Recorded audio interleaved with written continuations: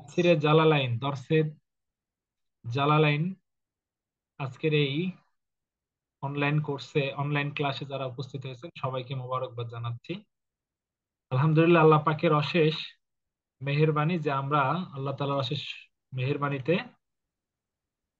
গত দিন আমরা তাফসিরে জালালাইনের উপর আলোচনা করেছি এবং তাফসিরে জালালাইনের গুরুত্ব, প্রয়োজনীয়তা এবং এটার গ্রহণযোগ্যতা, মাকবুলিয়াত কত গভীর সেগুলো নিয়ে আমরা আলোচনা করেছি। তো আজকে তারই ধারাবাহিকতায় আমরা কিছু কথা বলতে চাই। প্রথম কথা হচ্ছে যে কোরআন এটা তো এসেছে ওহির মাধ্যমে, অর্থাৎ আল্লাহ তাআলা আম্বিয়া আলাইহিস সালামের প্রতি যে ওহী করেছেন এই ওহির মাধ্যমেই বিভিন্ন আসমানি কিতাব যেমন এসেছে তদ্রূপ আল্লাহ তাআলা কোরআন মাজিদও নাজিল করেছেন।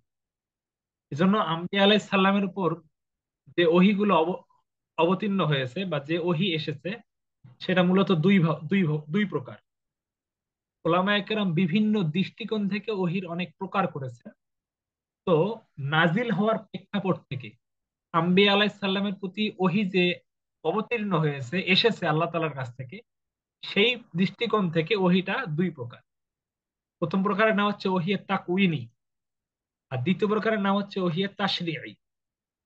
তাকউইনি আর তাশরিঈ। তাকউইনিটা কি? এটা হচ্ছে একটা প্রাকৃতিকগত ব্যাপার, অর্থাৎ প্রাকৃতিক বা সাধারণ জ্ঞান সম্পর্কিত যে ওহী, যে কোনো সাধারণ নবীদের প্রতি যে বিষয়গুলো অবতীর্ণ হয়েছে এগুলো হচ্ছে তাকউইনির অন্তর্ভুক্ত। আর তাশরিঈ কি? তাশরিঈ হচ্ছে ধর্মীয় ভাবে মানুষের জীবন পদ্ধতি, জীবন ব্যবস্থা সম্পর্কিত হুকুম, আহকাম, বিধি বিধানের নাম। অর্থাৎ যেই ওহির মাধ্যমে মানুষ পথ বা পন্থা খুঁজে পায়, বিধি বিধান জানতে পারে, জীবন ব্যবস্থাকে পরিচালনা করতে পারে, সেই ধরনের ওহিকে বলা হয় ওহিয়ে তাশরিঈ। আর এমনি প্রাকৃতিক ধরনের জ্ঞান বা সাধারণ বিষয়ক জ্ঞান, এই ধরনের ওহিকে বলা হয় ওহিয়ে তাকউইন। এজন্য হযরত আদম আলাইহিস সালাম থেকে নূহ আলাইহিস সালাম পর্যন্ত এই ওহিয়ে তাকউইনই ছিল। কারণ সে সময় মানব জাতি এত বেশি বিস্তৃত হয় নাই, যার কারণে আল্লাহ তাআলা বিধিবিধান, হুকুম, আহকাম এগুলো কিন্তু সাব্যস্ত করেন নাই বা নাজিল করেন নাই। কিন্তু ওই সময় প্রয়োজন ছিল না, মানব শূন্য জগৎ ছিল বিধায় কিন্তু ওহিয়ে তাকউইনই ছিল ওই সময়। আর নূহ আলাইহিস সালামের আমল থেকে মূলত শিরক, কুফর এর প্রাদুর্ভাব সূচিত হয়েছেই কিন্তু নূহ আলাইহিস সালামের মাধ্যমে। অর্থাৎ নূহ আলাইহিস সালামের মাধ্যমে ফিতনার সূচনা হয়েছে বলা যায়। যখন জগতের মধ্যে এমন এক পরিস্থিতি তৈরি হয়ে গেল, ফিতনা, শিরক, বেদাত বা এই জাতীয় কুফর এগুলো যখন ব্যাপক ছয়লাভ হলো, তখন আল্লাহ তাআলা ওহিয়ে তাশরিঈ বিধিবিধান দেওয়া শুরু করলেন, বিধিবিধান নাজিল করা শুরু করলেন। তো হযরতে নূহ আলাইহিস সালামের আমল থেকে ওহিয়ে তাশরিঈ এর ধারা সূচনা হয় এবং নূহ আলাইহিস সালাম থেকে শুরু করে শেষ নবী হযরত মুহাম্মদ সাল্লাল্লাহু আলাইহি সাল্লাম পর্যন্ত এই ওহিয়ে তাশরিঈ এইটাই বেশি নাজিল হয়েছে। ওভারঅল যদি আমরা খেয়াল করে দেখি যে আম্বিয়া আলাইহিস সালামের প্রতি ওহিয়ে তাকউইনির চাইতে ওহিয়ে তাশরিঈ এটাই বেশি নাজিল হয়েছে। তো তাকউইনির তুলনায় তাশরিঈ বেশি ছিল। আমাদের নবীজির উপরও যে ওহিয়ে তাশরিঈ বিভিন্ন প্রেক্ষাপটে বিভিন্ন সময়ে ওহী নাজিল হয়েছে সেটা ওহিয়ে তাশরিঈ। বিশেষ করে আমরা জানি যে একটা আয়াতের কথা বলি, হযরতে আবু বকর রাদিয়াল্লাহু তাআলা আনহু সহ ওমর রাদিয়াল্লাহু তাআলা আনহু একবার বাক বিতণ্ডায় জড়িত হলেন। একে অপরে খুব উচ্চ স্বরে কথা বলতেছিলেন। সে সময় আল্লাহ তাআলা একটা বিধান নাজিল করলেন, ইয়া আইয়ুহাল্লাযিনা আমানু লা তারফাউ আসওয়াতাকুম ফাওকা সাওতিন নাবী, যে হে ঈমানদাররা, তোমরা নবীর উপরে তোমাদের কণ্ঠস্বরকে প্রলম্বিত করো না, উচ্চ করো না। এটা একটা মারাত্মক বেয়াদবি। তো যখন এই বিধান নাজিল হয়ে গেল, মানে নবীর উপরে কথা বলা হারাম সাব্যস্ত হয়ে গেল, নাজায়েজ, এইভাবে যখন বিধান নাজিল হয়ে গেল, এরপরে কিন্তু এটা সাব্যস্ত হয়ে গেল কিয়ামত অবধি নবীজির ওপর নবীজির কণ্ঠস্বরের চাইতে কোন উম্মতের কণ্ঠস্বর জোরে হবে এটাকে আল্লাহ তাআলা নিষেধ করে দিয়েছে। তো এই আয়াত যখন নাজিল হলো তখনই হযরত আবু বকর রাদিয়াল্লাহু তাআলা আনহু এত আস্তে কথা বলতেন যে নবীজি জিজ্ঞেস করা লাগতো, আবু বকর কি বলছো জানি, আবার বলো, নবীজি কান আগায় শুনতেন। এটার নামই হচ্ছে আদব। আল্লাহু আকবার, চিন্তা করা যায় না। তো যাই হোক, যেটা বলতেছিলাম যে বিধিবিধানগুলো এভাবে এসেছে, প্রয়োজনের আলোকে, বিভিন্ন প্রেক্ষাপটের আলোকে আল্লাহ তাআলা এই বিধিবিধানগুলো নাজিল করেছে। এজন্য আমরা দেখি যে নবীজির রওজা শরীফের সামনে যখন উম্মত যখন যায়, তখন কিন্তু রওজা শরীফের সামনেও খুব আস্তে মৃদু স্বরে কথা বলে, সালাম দেয়। জোরে সরে কথা বলা, জোরে সালাম দেওয়া কিন্তু নিষেধ, এটাও বেয়াদবির সামনে। কারণ স্বাভাবিক, আমাদের পাশে যদি একজন কেউ থাকে, সে যদি আমাকে জোরে জোরে কোনো আমার গুণকীর্তন করে, আমার যদি প্রশংসাও করে, আমাকে যদি এমন জোরেও সালামও দেয়, সেটা কিন্তু আমার বিরক্তের কারণ সৃষ্টি হবে। এজন্য মৃদু স্বরে সালাম দেওয়া এটা একটা আদব। এজন্য ওস্তাদের সামনে জোরে কথা বলা এটাও কিন্তু আদব, যে জোরে জোরে কথা না বলা। কারণ ওস্তাদের চাইতে যদি জোরে কথা হয়ে যায়, এটা কিন্তু আদবের খেলাফ। এজন্য সাহাবায়ে কেরাম কখনোই নবীজির কণ্ঠস্বরের উপর এত জোরে কথা বলতেন না।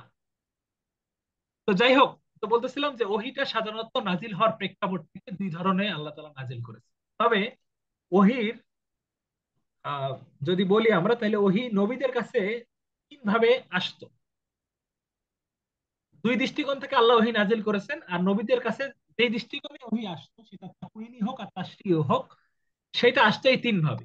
একটা হচ্ছে ওহিয়ে কলবি, একটা হচ্ছে ওহিয়ে কালামি, একটা হচ্ছে ওহিয়ে মালাকি। ওহিয়ে কলবি, কলবি কি মানে একদম অন্তরের মধ্যে আল্লাহ তাআলা ঢেলে দেওয়া, এলকা করে দেওয়া। এলকা করা মানে কি? নিক্ষেপ করা। আল এলকাউ, আলকা ইউলকি। এলকা করা মানে নিক্ষেপ করা, মানে আল্লাহ তাআলা ওহিটাকে সরাসরি নবীদের কলবে, নবীদের কলবের মধ্যে নাজিল করে দেয়। এটাকে বলা হয় ওহিয়া কলবি। এইভাবে ওহি নাজিল হয়েছে। এবং আমাদের যে কোরআন, আল্লাহ তাআলা যে নবীজির উপর কোরআন মাজিদ নাজিল করেছেন, এর এর মধ্যেও কিন্তু কিছু জিনিস ওহিয়া কলবি ভাবেও এসেছে। দুই নম্বর হচ্ছে ওহিয়া কালামি। আল্লাহ তাআলা কালামের মাধ্যমে, কথার মাধ্যমে কিন্তু কি করেছেন?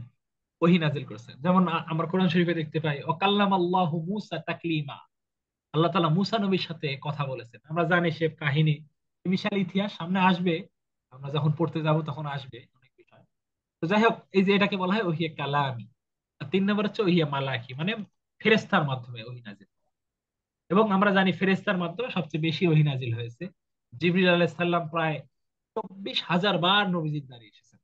সুবহানাল্লাহি বিহামদিহি। এবং সবচেয়ে চমৎকার বিষয় যেটা, বা আকর্ষণের যে বিষয়, সেটা হচ্ছে যে নবীজির কাছে জিবরিল আলাইহিস সালাম যতবার এসেছেন, প্রত্যেকবারই সাদা পোশাকে এসেছেন। সুবহানাল্লাহি বিহামদিহি।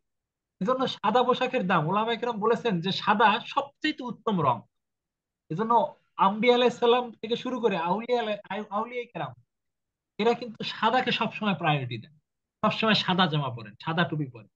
কারণ জিবরিল আলাইহিস সালাম যেমন সাদা পোশাকে সবসময় আসতেন, আম্বিয়া আউলিয়া আলাইহিস সালাম সে কারণেই কিন্তু সবসময় নবীদের আহ কারণেই কিন্তু সবসময় কিন্তু কি করতেন? সাদার প্রতি প্রায়োরিটি দিতেন। তো যাই হোক, ওহিয়ে মালাকি এইভাবে কিন্তু ওহি নাজিল হয়েছে। তাহলে আমরা বুঝতে পারলাম যে আল্লাহ তাআলা ওহি যেগুলো নাজিল করেন, সেটা দুই দৃষ্টিকোণ থেকে করেন। আর আম্বিয়া আলাইহিস সালামের কাছে যে ওহি আসে, সেটা ওহিয়ে তাশরীঈ হোক আর তাকওয়িনী হোক, এটা এই ওহিয়ে কলবি ভাবেও আসতে পারে, কালামি আসতে পারে, মালাকিও আসতে পারে। এরপরে আমরা একটা বিষয় দেখতেছি যে আকসামুত তাফসীর, তাফসীর গুলোর শ্রেণী বিন্যাস। এখানে একটা বিষয় বলে রাখা দরকার যে ওহি আর কাশফ, এই দুটা কিন্তু এক না। ওহি আর কাশফ কিন্তু দুটো আলাদা ব্যাপার। দুইটাকে কিন্তু আবার এক করার সুযোগ নেই। মুজাদ্দিদ আল ফিসানি রহিমাহুল্লাহ তিনি বলেছেন যে ওহি হচ্ছে নবীদের সাথে খাস সম্পৃক্ত, আর কাশফ এটা হচ্ছে আউলিয়া কেরামের সাথে সম্পৃক্ত। মানে কাশফের মাধ্যমে কোনো, মানে কাশফের মাধ্যমে কোনো ঘটনার নজর ভেসে ওঠে, এতটুকুই। স্পষ্ট কোনো ধারণা সৃষ্টি হয় না, কিন্তু ওহির মাধ্যমে স্পষ্ট ধারণা সৃষ্টি হয়। এজন্য আমরা কিন্তু দেখতে পাই যে হযরতে ইব্রাহিম আলাইহিস সালাম, তার প্রতি যখন ওহী করা হলো যে তুমি তোমার প্রিয় বস্তুটাকে জবাই করো, তিনি একদিন স্বপ্ন দেখলেন, খুব ভারাক্রান্ত হয়ে গেলেন, চিন্তা মগ্ন হয়ে গেলেন যে কি করব কি করব, আমার প্রিয় বস্তু কি। আবার তৃতীয় দিন তিনি একই স্বপ্ন দেখলেন, আবার তৃতীয় দিনও তিনি একই স্বপ্ন দেখলেন। তখন তৃতীয় দিন একই স্বপ্ন দেখলেন, তখন তিনি চিন্তা করলেন সবচেয়ে প্রিয় বস্তু হচ্ছে আমার কাছে আমার সন্তান ইবনি ইসমাইল, আমার পুত্র ইসমাইল। এই যে নবীরা প্রথম স্বপ্ন যেটা দেখেছেন, দ্বিতীয়টাও সেটাই দেখেছেন, তৃতীয়টাও সেটা দেখেছেন। কারণ নবীদের চেঞ্জ হয় না, স্পষ্ট ধারণা হয়ে যায়। এটাকে বলা হয় ওহী। এজন্য নবীদের ও স্বপ্ন এটা ওহির অন্তর্ভুক্ত। কিন্তু সবার ক্লাস আউলিয়া করে। আউলিয়া ইকরামের স্বপ্নটা কিন্তু ওহির অন্তর্ভুক্ত না, এটা বুঝতে হবে। হ্যাঁ, আউলিয়া ইকরাম কি করতে পারেন, কাশফের মাধ্যমে কোনো ঘটনার নজর ভেসে ওঠে তাদের কাছে। এখন তো একটা ট্র্যাডিশন চলে আসছে ওদিকে, যে কাশফের মাধ্যমে ওলামায়ে কেরাম যদি কেউ কিছু বোঝে, মুহাক্কিক ওলামায়ে কেরাম, তাহলে মানুষজন এটাকে আহ আচ্ছা, আচ্ছা, সাউন্ড ক্লিয়ার না, আমি একটু দেখতেছি, আমি মোবাইল ডাটা দিয়ে ইউজ করি, একটু অপেক্ষা করুন, হ্যাঁ। আসলে নেটওয়ার্ক ওয়াইফাই তো অনেক সময় ডিস্টার্ব দেয়, তো তার কারণে অনেক সমস্যা হয়। যাই হোক, আমি মোবাইল ডাটা দিয়ে, তো ওয়াইফাই এর কারণে অনেক সময় অনেক ডিস্টার্ব হয়, তো আমরা আমরা মোবাইল ডাটা দিয়ে অ্যাক্টিভ করলাম, যাতে এখন আপনাদের কথা বুঝতে পারেন, আমার কথা যেন আপনারা বুঝতে পারেন। তো যাই হোক, যেটা বলছিলাম সেটা হচ্ছে, আহ কাশ আর ওহী দুইটা কিন্তু এক না। বর্তমান যুগে কাশ এটা একটা অস্বীকার করা হয়ে যায়, এরকম একটা, কিন্তু কাশ অস্বীকার করা যাবে না, আবার কাশ দিয়ে দলিল প্রমাণও করা যাবে না, দলিল দেওয়া যাবে না, এটা বুঝতে হবে, যে কাশ দিয়ে দলিল হয় না। এটা একটা আম্বিয়া, আউলিয়া কিরামের এটা একটা আল্লাহ তাআলার পক্ষ থেকে একটা এলেম, হ্যাঁ। তারা সেটা প্রচার করবেন না, আর তারা সেটা একান্ত কারোর সাথে প্রয়োজন হলে শেয়ার করতে পারে, এটা আলাদা ইস্যু, কিন্তু ঢালাও ভাবে শেয়ার করার সুযোগ নেই। এজন্য অনেক আহ, উম, ওলামায়ে কেরাম বা বুজুর্গানে দিন তারা অনেক কথা বলে ফেলেন একে অপরকে বিশ্বাস করে। অনেকে আবার সেটাকে নিয়ে অনলাইনে অফলাইনে টিটকারি করে, দরকার কি ছিল তাহলে টিটকারি করা? আপনি বলার দরকার নেই, এগুলো বলার দরকার নেই, যে বিষয়টা নিয়ে ফিতনা তৈরি হতে পারে, আম মানুষ এটা বুঝবে না, আম মানুষ যেটা বুঝবে না সেটা আম মানুষকে শেয়ার করা যাবে না, এটাও একটা বিষয়। সবকিছু সব জায়গায় বলা যায় না। তো যাই হোক,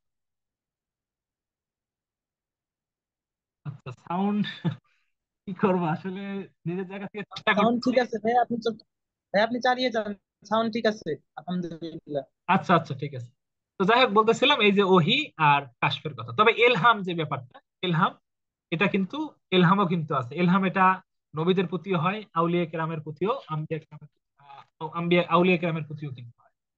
এবং এই ব্যাপারগুলো কিন্তু কোরআন মাজিদে কিন্তু স্পষ্ট ভাবে আছে, যে ওহির কথা, ওহিয়ে কলবি, কালামি, মালাকি, এগুলো কিন্তু সবই আছে, যে বিশেষ করে মা কানা লি বাশারিন ইউকাল্লিম আল্লাহু ইল্লা ওয়াহয়ান, এই যে একটা আয়াত, এই আয়াতের মধ্যে কিন্তু আছে মিন ওয়ারাই হিজাব, এভাবে আছে কিন্তু এই আয়াতের মধ্যে, এই যে ওহিয়ে কলবি, কালামি, মালাকি, এই আয়াতের মধ্যে তিনটাই প্রমাণ কিন্তু আছে। তো যাই হোক, আমরা বলছিলাম যে আমরা ওহি পড়লাম, এবং নবীদের মধ্যে কিভাবে ওহিগুলো আসে সেগুলোও পড়লাম, এবং সেই সাথে এখন আমরা পড়বো যে এই তো ওহির মাধ্যমে আমরা পড়বো কোরআনের তাফসীর। আমাদের নবীর উপর কোরআন নাজিল হয়েছে, সুতরাং আমরা কোরআনের তাফসীর গুলো বলবো। তাহলে তাফসীর গুলোর জগৎ গুলো কি, এটা একটু জানা দরকার। আমরা অনেকেই বুঝি না, আমি এই বিষয়টা অনেক খেয়াল করে দেখছি, যে তাফসীরের জগতে বা তাফসীরের প্রকারভেদ নিয়ে একটা ব্যাপক একটা সমস্যা আমাদের মধ্যে আছে, স্পষ্ট একটা ধারণা না থাকার কারণে। সেটা আহ, আমাদের ওলামায়ে কেরামের উপস্থাপনার কারণে হোক, কিংবা আমাদের তলবে এলেম যারা রয়েছে তাদের সংকীর্ণ বুঝের কারণে হোক, আমরা স্পষ্টভাবে বুঝতে পারি না।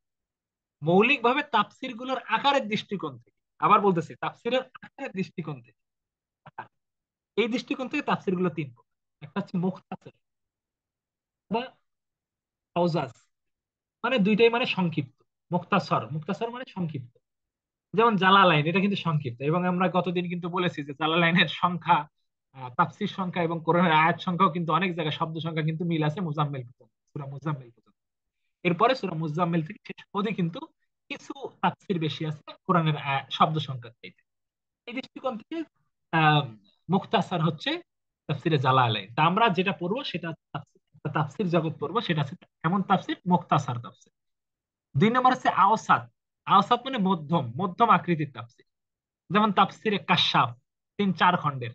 তাফসিরে বায়দবি, এটাও 3-4 খণ্ডের।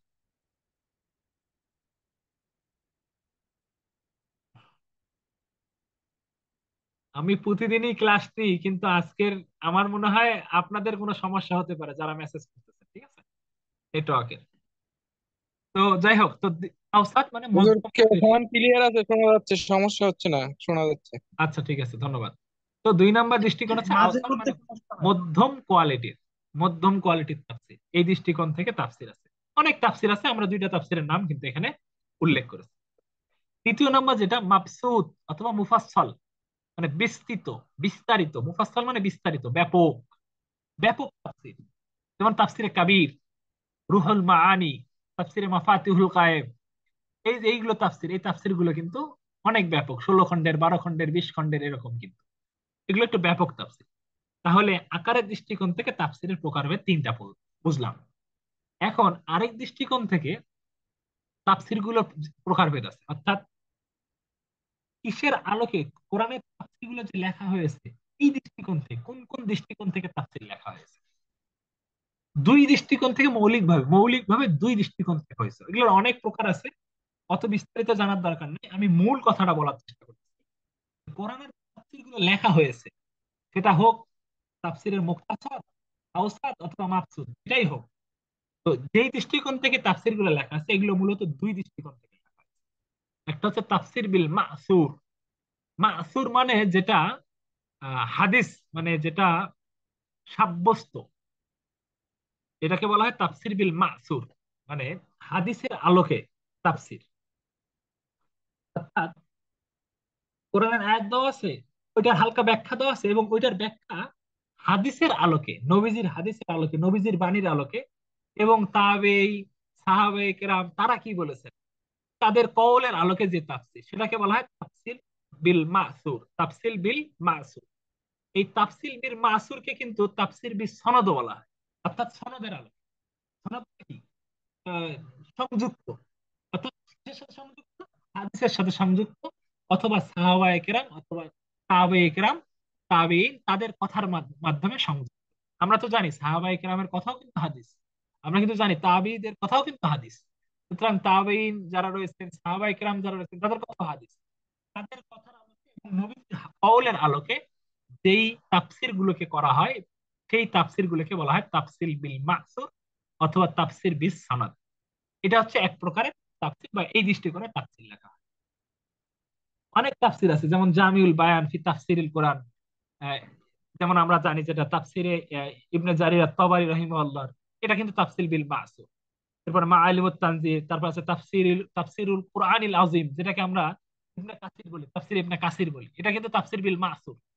এখানে আপনি যদি ইবনে কাসিরের তাফসীরটা খোলেন, তাহলে দেখবেন যে ওখানে একটা আয়াত আছে, ওই আয়াতের আলোকে হাদিস আছে, ঘটনা আছে, উলামায়ে কেরামের কওল আছে, দেখবেন তাবিঈন কেরামের কওল আছে, মানে একটা হচ্ছে এটা তাফসীর বিল মাসুর। বাহরুল উলুম নামে যে তাফসীর আছে, তারপর আদ-দুরুল মানসুর ফি তাফসীরিল মাসুর, আল্লামা জালালউদ্দিন সুয়ুতির একটা তাফসীর আছে, আদ-দুরুল মানসুর ফি তাফসীরিল মাসুর, আল্লামা জালালউদ্দিন সুয়ুতি রহমাতুল্লাহ আলাইহি এই তাফসীরটা লিখেছেন। তাহলে এক প্রকার তাফসীর আমরা বুঝলাম, যেটা তাফসীর হচ্ছে তাফসীর বিল মাসুর।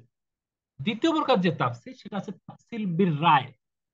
রায় মানে রায় দেওয়া, আমরা বলি না রায় দিছে, আদালত রায় দেওয়া মানে কি, সিদ্ধান্ত দেওয়া, মানে তাফসীর বিল রায় মানে সিদ্ধান্তের আলোকে। সিদ্ধান্ত বলতে কি, কার সিদ্ধান্ত? অর্থাৎ যিনি তাফসীর লিখবেন, তিনি তো এক প্রকারের মুস্তাহিদ। এই মুস্তাহিদ ব্যক্তির, তার গবেষণা, চিন্তা ভাবনা, কোরআন হাদিসের আলোকে, বড় বড় মুস্তাহিদ ওলামা ইকরামের কওলের আলোকে, তিনি সবগুলোকে যোগ বিয়োগ করে, সংযোজন বিয়োজন করে একটা সিদ্ধান্তে উপনীত হবেন। ওই সিদ্ধান্তের আলোকে যে তাফসীর লিখবেন, সেই তাফসীরটাকে বলা হয় তাফসীর বির রায়, অথবা বলা হয় তাফসীর বিদুনি সনদ। আশা করি বুঝতে পারছি। তার মানে তাফসীর বিদুনি সনদ বা তাফসীর বির রায় মানে মুস্তাহিদ যে ইমাম মুফাসসির যিনি রয়েছে, তিনি কিন্তু গবেষণা করে, চিন্তা ভাবনা করে একটা সিদ্ধান্ত উপনীত হয়ে তার আলোকে তিনি তাফসীর লিখবেন, সেটাকে বলা হয় তাফসীর বির রায়। এই জিনিসটা কিন্তু অনেক কঠিন। এজন্য তাফসীর মন চাইলে আর লিখে ফেললাম, এত সহজ না। তাফসীর লিখতে হয়। আহ আল ইতকান ফি উলুমিল কোরআন, এই কিতাবের মধ্যে সম্ভবত আল্লামা জালালউদ্দিন সুয়ুতী রহমতুল্লাহ আলাইহি প্রায় 17-18টা ইলমের কথা বলেছেন। ইলমুল আরুদ, ইলমুল নাহু, ইলমুল সরফ, ইলমুল বালাগাত, ইলমুল মানতিক, ইলমুল উসুলুল ফিক, ইলমুল ফিক, এই যে যতগুলো ইলম আছে, শাস্ত্র আছে, এই ইলম সব-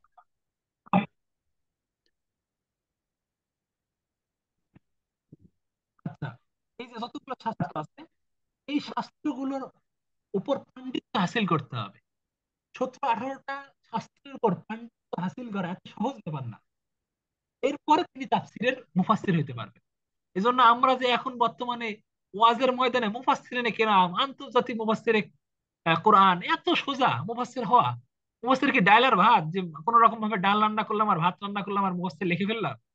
মুফাসসির শব্দটার অর্থ বা মুফাসসির শব্দটা লিখতে যে পরিমাণ জ্ঞান থাকা লাগে, সেই পরিমাণ জ্ঞান নেই আমাদের, যোগ্যতা তো দূরের কথা। এই জন্য চারিদিকে আজকাল যত মুফাসসিরিনে কোরআন কোরআন দেখা যায়, একটা মুফাসসিরে কোরআন নাই। বাংলাদেশে মুফাসসিরিনে কোরআন দুই একজন থাকতে পারে, প্রকৃতপক্ষে মুফাসসিরিনে কোরআন দুই চার পাঁচ জনের বেশি নাই। প্রকৃত মুফাসসির দুই চার পাঁচ সাত দশ জনের বেশি নাই বাংলাদেশে। সুতরাং এই যে ওয়াজের ময়দানে এত লেখা যায়, এগুলো ফাও কথা, এগুলো বাড়াবাড়ি, এগুলো উচিত না। বরং যদি আগেকার ওলামায়ে কেরাম, আজ থেকে 30-40 বছর আগে যারা চলে গেছেন দুনিয়া থেকে, তারা যদি দেখতেন যে বর্তমান ওয়াজের ময়দানে কাদেরকে মুফাসসিরিনে কেরাম বলা হয়, আন্তর্জাতিক মুফাসসিরিনে কেরাম বলা হয়, তাহলে তারা হার্ট অ্যাটাক করতেন, তারা অবাক হয়ে যেতেন, তারা জুতা দিয়ে পিটাইতেন আমাদেরকে যে আমরা নাকি মুফাসসিরিনে কেরাম, মুফাসসিরে কোরআন আমরা নাকি। সুতরাং 17টা 18টা 19টা শাস্ত্রের গভীর জ্ঞান অর্জন যিনি করতে পারবেন, তিনি মুফাসসির। তিনি চাইলে তাফসিল বির রায়, সিদ্ধান্তের আলোকে তাফসির লিখতে পারবেন। বর্তমান বিশ্বে এইরকম তাফসির লেখনো আলার যোগ্যতা আলা সম্পূর্ণ ব্যক্তিত্ব 4-5-7 জনের বেশি নাই বললেই চলে। এই হচ্ছে ব্যাপার। এজন্য আমাদের এটা বুঝতে হবে যে আমরা যারা পড়তেছি তাফসির, অনেকে তো আমাদের আছে যে খুব সহজে আমরা মুফাসসির কোরআন লিখে ফেলি, আমরা এগুলো থেকে বিরত থাকার চেষ্টা করি, এগুলো না লেখাই ভালো। তো যাই হোক, তো আমরা যেটা বলতেছিলাম যে তাফসীর এই ধরনের দুই ধরনের হয়। তবে ফোকাহে কেরাম, অর্থাৎ ফকি যারা, মুস্তাহিদ ফকি, তারা আহ তাফসীর আয়াতুল আহকাম, আয়াতুল আহকাম মানে আহকামের যে আয়াতগুলো, 500টা আয়াত রয়েছে কোরআনের, যেগুলো আহকামের আয়াত, এগুলোর আয়াতের আলোকে বা অন্যান্য আয়াতগুলোর আলোকে তারা বিভিন্ন তাফসীর গ্রন্থ রচনা করেছে। এগুলোকে আবার আহকামুল কোরআনও বলা হয়। ঠিক আছে? আহকামুল কোরআন লিল জাসসাস, আবু বকর জাসসাস রাহিমাহুল্লাহ, আহকামুল কোরআন লি ইবনে আরবি, আহকামুল কোরআন লি তবারি, এরকম কিন্তু অনেক আছে। আবার ইমাম সুয়ুতি, আমার জালালউদ্দিন সুয়ুতি রহমতুল্লাহ আলাইরও কিন্তু একটা আহকামুল কোরআন আছে, সেটা হচ্ছে আল ইকলিল ফি ইসতিমবাতিল তানজিল, আল ইকলিলু ফি ইসতিমবাতিল তানজিল। সুয়ুতি রহমতুল্লাহ আলাইহ একটা তাফসীর গ্রন্থ রয়েছে, এই আর কি। তো যাই হোক, আমরা বুঝলাম যে তাফসীর গ্রন্থগুলো সাধারণত দৃষ্টিকোণ থেকে দুই ভাবে লেখা হয়: তাফসীর বিল রায়, তাফসীর বিল সনদ। অর্থাৎ তাফসীর বিল সনদ, তাফসীর বিল সনদ, তাফসীর বিল মাসুর, তাফসীর বিল রায়, এই আর কি। আশা করি বুঝতে পারছি। তবে এখন আমরা যে তাফসীরটা পড়বো, সেই তাফসীর জালালাইন তাফসীর, এইটা এইটা তো অনেক ব্যাখ্যা গ্রন্থ আছে বাজারে, বা অনেক ব্যাখ্যা গ্রন্থ আছে, ওলামায়ে কেরাম অনেক ব্যাখ্যা গ্রন্থ লিখেছে। এর মধ্যে সবচেয়ে অধিক গ্রহণযোগ্য যে ব্যাখ্যা গ্রন্থটা, সেটা হচ্ছে হাশিয়াতু সাওয়ী, আহমদ ইবনে মোহাম্মদ সাওয়ী রহিমাহুল্লাহ, তিনি লিখেছেন হাশিয়াতু সাওয়ী। খুবই চমৎকার ছড়া ব্যাখ্যা গ্রন্থ। তো আপনারা যদি কেউ পড়তে চান, এই একটা তাফসিরের ব্যাখ্যা অর্থাৎ হাশিয়াতু সাওয়ী পড়লে মোটামুটি হয়ে যায়, আর লাগে না। এটা চমৎকার, খুব সহজ ও সাবলীল ভাষায়, সরল আরবিতে, কঠিন কোনো আরবি না, কিন্তু খুব সহজ আরবিতে কিন্তু এই তাফসিরটা লেখা আছে, মানে ব্যাখ্যা করা হয়েছে। এবং এটা খুবই চমৎকার, আমার খুব প্রিয়। আপনারা এটা পড়তে পারেন এবং ওলামায়ে কেরামের কাছে খুব গ্রহণযোগ্য, হাশিয়াতু সাওয়ী। এছাড়াও আরো অনেক তাফসিরে জালালাইনের ছড়া রয়েছে, বিশেষ করে ব্যাখ্যা গ্রন্থ রয়েছে। জামালাইন নামে আছে আল্লামা মোল্লা আলী কারি রহিমাহুল্লাহ, যিনি 1014 হিজরিতে ওফাত যান, মোল্লা আলী কারি রহিমাহুল্লাহ। তো তিনি কিন্তু জামালাইন নামে একটা তাফসির গ্রন্থ লিখেছেন, এটাও খুবই চমৎকার। ঠিক আছে, এটাও ভালো। এরপরে উর্দুতে কিন্তু একটা কিতাব আছে জামালাইন কামালাইন, এটার বাংলা কিন্তু পাওয়া যায়। অর্থাৎ আমার কাছে কালারটা মনে পড়তেছে না, অনেকটা এই কালারের, এই যে এই কালারের, বুঝতে পারতেছেন কিনা বুঝতেছি না, এই কালারের কভার আর কি। তো এই কালারের কভারের জামালাইন কামালাইনের অনুবাদ হয়েছে উর্দু। তো যারা পড়তে পারেন তারা পড়বেন উর্দু, বাট যারা উর্দু পারেন না তারা জামালাইন কামালাইন নামে জালালাইনের অনুবাদ, ওই তাফসিরের অনুবাদ, ব্যাখ্যা গ্রন্থের অনুবাদ আছে, ওইটা খুবই ভালো। এছাড়া আমাদের আহ আল্লামা তকি ওসমানী, জাস্টিস তকি ওসমানী রহিমাল্লাহর দরসে জালালাইন মনে হয় তিনি এক বের হয়েছে, ওইটাও কিন্তু বেশ ভালো, সমৃদ্ধ আর কি। তো যাই হোক, সব মিলিয়ে ঝিলে আমরা বলতে পারি যে তাফসিরে জালালাইনের সরার মধ্যে হাশিয়াত সাওয়ী, এটাই ওলামায়ে কেরামের কাছে সবচেয়ে গ্রহণযোগ্য বা অনেক মাকবুল একটা কিতাব। আমরা এখন আহ আজকে যে জিনিসটা পড়লাম সেটা হচ্ছে ওহী, এবং ওহী আম্বিয়া কেরামের ওহী এবং তাফসীর, তাফসীর পড়লাম, এবং কোন ধরনের তাফসীর পড়তেছি আমরা সেটা আমরা পড়লাম। আমরা এখন একটু আজকে আমরা কিতাবের দিকে মনোনিবেশ করতে চাই। বাংলা তাফসীর পড়লে কি সমস্যা হবে? একজন ভালো প্রশ্ন করেছেন, বাংলা তাফসীর পড়া যাবে কি? হ্যাঁ, বাংলা তাফসির বাজারে অনেক আছে, কিন্তু বাংলা তাফসির যদি কেউ পড়তে চান তাহলে সেক্ষেত্রে আমি বলবো ইফা বা ইসলামিক ফাউন্ডেশনেরটা পড়বে, ঠিক আছে, অথবা মারিফুল কোরআনেরটা পড়বে। সরি, অনুবাদ যদি পড়তে চান তাহলে ইসলামিক ফাউন্ডেশনেরটা কিনবেন অথবা মারিফুল কোরআন। বাজারে যতগুলো আছে বিশুদ্ধ, এর মধ্যে সবচেয়ে অধিক বিশুদ্ধ যদি বলি তাহলে ইফা বা ইসলামিক ফাউন্ডেশন থেকে যেটা সেটা। আর যদি বাংলায় তাফসিরের অনুবাদ, কোনো তাফসির পড়তে চান তাহলে তাফসিরে মারিফুল কোরআন এটা পড়তে পারেন। এছাড়া আরো তাফসির আছে, তাফসিরে আনোয়ারুল কোরআন আছে, এটাও পড়তে পারেন। এটার বাংলা অনুবাদ হয়েছে, এটা বেশ গ্রহণযোগ্য ওলামায়ে কেরামের কাছে, এবং এটার অনুবাদ গ্রন্থটাও ভালো হয়েছে, খুব চমৎকার গ্রন্থ হয়েছে। এটা পড়তে পারেন, আনোয়ারুল কোরআন। ঠিক আছে, তাহলে আমি দুইটা কিতাবের নাম বললাম, বাংলায় যদি পড়েন মারিফুল কোরআন, আনোয়ারুল কোরআন। মারিফুল কোরআন এটা এক খন্ডেরও আছে, সাত খন্ডেরও আছে। এক খন্ডের মনে হয় পাওয়া যায় না, ওটা সংক্ষেপে। সাত খন্ডের বিস্তারিত। এবং মারিফুল কোরআন কিন্তু মূল হচ্ছে উর্দু, আরবি, আহ, উর- উর্দু মনে হয়। সম্ভবত মূল হচ্ছে উর্দু, পরবর্তীতে আরবি করা হয়েছে। এটা লিখেছেন আল্লামা মুফতি শফি রহিমাহুল্লাহ। আল্লামা জাস্টিস ফকির, জাস্টিস তকি ওসমানী রহিমাল্লাহর মাদাজিল্লাহ আলীর আব্বা, তিনি লিখেছেন এটা। তো যাই হোক, মারিফুল কোরআন এটা সবচেয়ে বেস্ট, এটা পড়তে পারে। আমাদের আর 10 মিনিট সময় আছে। আমরা যেহেতু আমরা চিন্তা ভাবনা করলাম যে আমরা কোন জায়গা থেকে পড়বো, আমরা কতদিন আলোচনা করেছি যে ওস্তাদ, তিনি ওস্তাদ ছিলেন কে জালালউদ্দিন মাহাল্লি, তিনি সূরা কাহাফ থেকে শুরু করেছেন। তা আমরা ওস্তাদের থেকে শুরু করি, সূরা কাহাফ থেকে পড়ি। অনেকেই তো শুরু থেকে পড়া হয় বা শেষের অংশে পড়া হয়, কিন্তু মাঝখান থেকে আমাদের পড়া হয় না। অথচ মাঝখানের মধ্যে রয়েছে আসল স্বাদ। এজন্য সূরা কাহাফ থেকে আমরা পড়া শুরু করলাম। বিসমিল্লাহির রহমানির রহিম, সূরা কাহাফ, সূরাতুল কাহাফি। কাহাফ কিসের নাম? গুহার নাম বলেছেন কেউ, বলেছেন পর্বতের নাম, কেউ বলেছেন গুহার নাম। এগুলো আমরা সামনে জায়গা বুঝে আলোচনা করব। আপাতত এতটুকু বুঝে রাখা থাকুক যে কাহাফ এটা গুহার নাম বলে বলেছেন, কেউ বলেছেন পর্বতের নাম, কেউ বলেছেন উপত্যকার নাম। উপত্যকা, ঠিক আছে, বিভিন্ন নাম। বিসমিল্লাহির রহমানির রহিম। বিসমিল্লাহির রহমানির রহিম, সমস্ত প্রশংসা আল্লাহর জন্য, যে আল্লাহ, বিসমিল্লাহির রহমানির রহিম, পরম করুণাময় অসীম দয়ালু আল্লাহর নামে শুরু করছি। বিসমিল্লাহির রহমানির রহিম, এই ব্যাপারটা নিয়ে ওলামায়ে কেরামের মধ্যে কথা আছে, এটা কি কোরআনের আয়াত কিনা। আমরা বলি এটা এটা কোরআনের আয়াত, এটা বলি। কিন্তু কেন বলি? যেহেতু সূরা নহলের মধ্যে আসছে, সূরা নহলের মধ্যে বিসমিল্লাহির রহমানির রহিম কোরআনের আয়াত হিসেবে আসছে, সুতরাং এটা আয়াত, এটাকে অস্বীকার করার কোনো সুযোগ নেই। কিন্তু একদল ওলামায়ে কেরাম বলছেন, অধিকাংশ ওলামায়ে কেরাম বলছেন যে এটা প্রত্যেক সূরার মধ্যে আসছে, এটা প্রত্যেক সূরারই আয়াত। কিন্তু আমরা সেটা বলি না, আমরা বলি সূরা নহলে আসছে যেহেতু, সে জায়গায় আয়াত, ঠিক আছে। আর বাকি জায়গায় আমরা বরকতান হিসেবে বলি। প্রত্যেক সূরায় যে আমরা বিসমিল্লাহির রহমানির রহিম বলি, সেটা বরকতান হিসেবে বলি, যেহেতু নবীজির হাদিস আছে কুল্লু আমরিন জি বালিন, আহ, যে প্রত্যেক আহ, কাজের শুরুতে যদি বিসমিল্লাহির রহমানির রহিম আল্লাহর নাম যদি না থাকে ফাহুয়া আক্তু, তাহলে সেটা লেস কাটার ন্যায়। অর্থাৎ লেস কাটার ন্যায় মানে হচ্ছে বরকত শূন্য। মানে যদি বলি হাড়ির তলা খালি, হাড়ির তলা নাই, তার মানে কি? হাড়ির তলা নাই দ্বারা কি বোঝানো হইলো? মানে হাড়ির তলা নেই মানে এখানে তুমি যতই ঢালো কাজ হবে না, এটাই বুঝাইছি। মাজাজি অর্থ, রূপক অর্থ। অনুরূপ ভাবে নবীজি এখানে বলেছেন ফাহুয়া আক্তাও, মানে সেটা লেস কাটা। লেস কাটা মানে আসলে লেস কাটা, ব্যাপারটা এমন না। লেস কাটা মানে বরকত শূন্য। এজন্য আমরা এটাকে বরকাতান বিসমিল্লাহির রহমানির রহিম বলে থাকি। এবং বিসমিল্লাহির রহমানির রহিমের ব্যাখ্যা এত বেশি যে তাফসিরে কাশফের মধ্যে প্রায় 60-70 পৃষ্ঠা ব্যাখ্যা, মানে আলোচনা আছে। তাফসিরে কাশফের মধ্যে প্রায় 60 পৃষ্ঠা ব্যাখ্যা লেখা আছে, মানে প্রায় 3 পারা। চিন্তা করা যায় যে বিসমিল্লাহির রহমানির রহিমের মহত্ব, গুরুত্ব যে কত গভীর এবং কত অসীম, যে এটা 60 পৃষ্ঠা, মানে 3 পারা কোরআন শরীফে তিনি শুধু এটাই লিখছেন। এজন্য হযরতে আলী রাদিয়াল্লাহু তাআলা আনহু বলতেন যে আমি যদি বিসমিল্লাহির রহমানির রহিমের তাফসীর লিখি, মহত্ব, গুণ, বৈশিষ্ট্য, ফজিলত যদি বর্ণনা করি, তাহলে 700 উটের প্রয়োজন হবে। আল্লাহু আকবার!